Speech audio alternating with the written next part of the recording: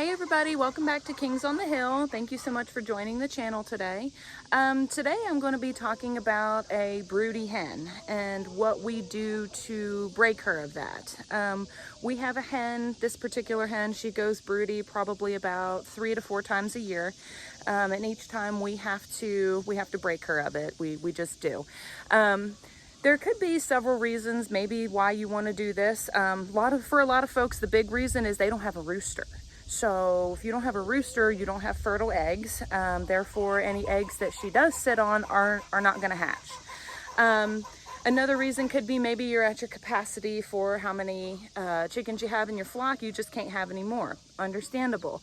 Or there could be another reason, such as what we run into with this particular hen. I don't think she'd make a very good sitter anyway. A lot of times she just sits on an empty nest. And what they do when they go broody, their body temperature goes up. They pluck out their feathers on their breast and their bellies because they want the eggs as close to their skin as possible to keep them warm so that they incubate them. And what ends up happening is they don't come off that nest. They don't come off that nest to eat, drink, poop, but maybe once, maybe twice a day. They're on that nest. And they sit on that nest for about 21 days. So they do lose weight. And ultimately, it can be detrimental to the hen's overall health and well-being if she's just going to sit on a nest, especially if it's an empty nest or if she's especially sitting on eggs that are not fertile and never going to hatch. Some people say you can just let them let it run its course. They can sit for the 21 days and then she'll come to her senses. Again, I don't think that that's really good for her. I would prefer her to be as healthy as possible. And we have actually just added 6 pullets to our flock. So I'm kind of at capacity with what we have and what we can allow in our flock anyway. Her timing is just not great. And again, a lot of times she just sits on an empty nest anyway. So a couple of other things that you can do to break them from being broody. They say you can just go in there and pull her off the nest. You're going to be doing that every 5 minutes. If you just go and pull her off the nest, she's just going to go right back in. Another thing you can do is you can block her access to maybe that particular nest. Or block her access to the coop. The problem is it's hard to do that without blocking access for the rest of the flock. And the rest of the flock does need to be able to go in there and lay their eggs for the day. So I don't want to block the other gals from being able to go in there and doing what they need to do. So, and then I've also even read where people say you can dunk them in cold water or ice water. Please do not dunk your chickens in ice water. That is not cool. You can put them into shock and stress them out. They say, in drying off, she'll preen her feathers and it'll cool her down and that'll distract her from wanting to go back on that nest.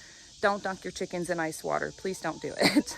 And then last resort, you can put them in broody jail, which is basically a cage, you can use a dog crate or, anything like that she can get air underneath of her body. And you just put her in there with food and water, put her in there for about 3 to 4 days. And then, eventually she'll just kind of snap out of it.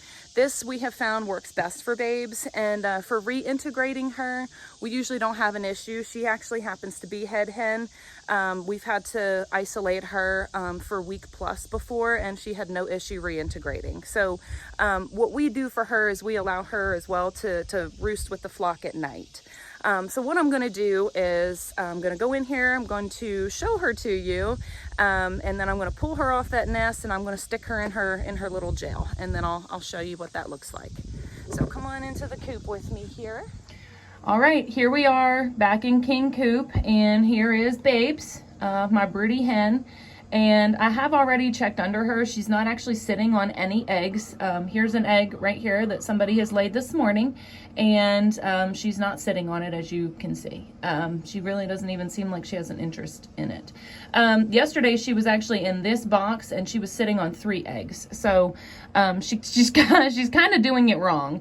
But again, this is why I'm going to break her of this, because she is not sitting on any eggs, and it's not doing anybody any favors by letting letting her just sit here on an empty nest. And you know, it is the hottest part of the summer here. We're getting ready to roll into August. We're in the south with the heat index. It's going to be like 110 degrees today. So it's not good for her to sit in this heat. So I am going to pull her off of here. I'm going to go over to her and I'm going to touch her and just kind of show you what she does. You can already see she's puffing up like a blowfish. She may even peck me or bite me. You may want to consider wearing gloves if you go to mess with a broody hen, because she will screech at you, she may hiss at you, she may bite you. I mean, they put on a big display because they do not want you anywhere near their nest. You're a threat to their nest. So I'm just going to try to lift up underneath of her. She's biting me. Just to show you guys, there's no eggs under her, so she's not sitting on anything. So it's detrimental to her health and her overall well-being if I continue to let her sit. Maybe next spring, we thought about it because we do have a rooster. Maybe we'll try to give her a couple of eggs and see what she does. But in the meantime, you see she's panting. She's already hot. It's still early in the morning too. So I'm going to pull her off this nest. I'm not going to traumatize or terrorize her anymore. It is still going to tick her off that I've got to put her in a cage and she won't be able to get back to her nest. But I'll be back in a minute. Welcome back. So I've got her in her little broody cage. Basically what this is just it's like a little animal hut, and it actually has a second part, so you could make it twice as big if you needed to for whatever reason. Maybe you've got more than one broody. We've never had more than one. We just have her, and it's always been her. But what we do is we just put this down on the floor. It's on the dirt floor inside the covered run, so she's still with the flock. She has food, water, she's got a roost, and that's really all she needs. Some folks, I have done some reading about this in the past, and they say don't let them be on the dirt floor or just any floor, because then she'll just be broody on the floor. What they suggest doing is you can take like a dog crate, a wire cage, and turn it upside down, and then elevate it on something like some 2x4s or some cinder blocks or something, so that she just has that cage bottom, so she's uncomfortable as well, and she doesn't have a nice cushy place to make a nest, and then it also helps get some airflow underneath of her to try to help cool down her body temperature.